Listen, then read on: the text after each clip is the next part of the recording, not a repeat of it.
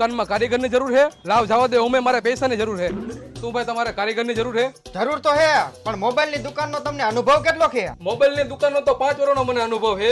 શોરૂમમાં કામ કરેલું છે, મોલમાં કામ કરેલું છે, તોય ભેગું ન થયું. પછી તમારા જેવી આવી 49 દુકાનના તાળા પણ તોડેલા છે. તમારી જ જરૂર હતી. આવી જાઓ, દર મહિને 10,000 રૂપિયા પગાર સડી જાવ પાછી.